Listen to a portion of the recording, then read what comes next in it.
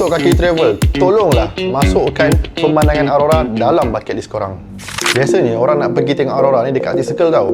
So, takkanlah Arctic Circle ada aurora je kan? Jom saya cerita. So, dalam terjejak kertas, mula-mula kita akan pergi ke Norway. So, korang tahu tak Norway ni ada apa?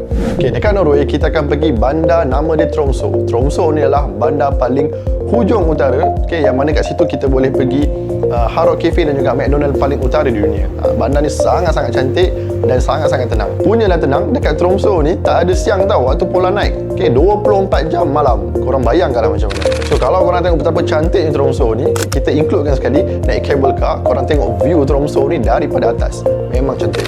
Dari bandar Tromsø kita terus ke Lofoten Island. Lofoten ni kalau korang pergi paling cantik kat dunia ni, confirm, tak tipu punya. Kenapa Lofoten ni cantik? Sebab banyak gila, bersepah gila, beratus-ratus fjord korang boleh tengok. Sepanjang kita punya road trip tu, korang mesti tak akan pernah bosan. Dekat Lofoten Island ni, kita includekan sekali macam-macam aktiviti untuk korang. Antaranya, melihat salmon farm, okay, untuk melihat, untuk kita tengok macam mana orang Nordic menternak ikan salmon.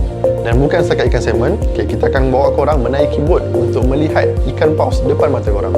Lepas 7 malam dekat Norway, kita akan drive masuk ke Kiruna. Kiruna dekat mana? Dekat Sweden. Bila korang masuk je Sweden ni, view dah tak sama dah dengan Norway. Norway banyak fjord kau.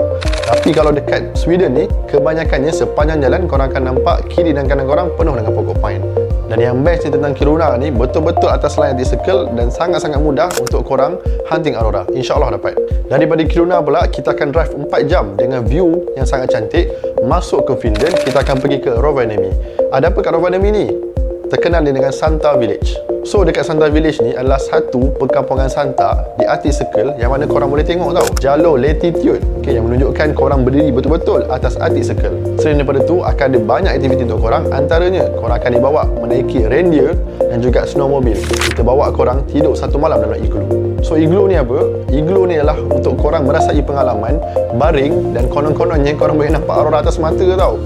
So just korang bayangkan kalau rezeki korang kat malam tu cuaca baik, korang boleh tengok aurora dari dalam bilik je. Sebab untuk igloo ni kat bumbung dia memang transparent. So korang tak perlu nak keluar dah, baring je. Dan bukan itu saja, paling-paling orang kata last lah, daripada Rovaniemi tu kita akan bagi korang naik sleeper train. Orang panggil Santa train daripada Rovaniemi sampailah ke Helsinki. Sebelum dari Helsinki korang akan pulang ke Malaysia.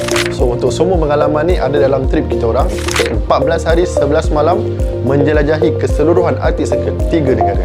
So kalau korang nak pergi, korang make sure contact kita orang. Sebab apa? Sebab trip kita orang ni terhad bulan 10 dan 11 saja, yang mana 2 bulan ni musim paling sesuai untuk korang tengok aurora borealis.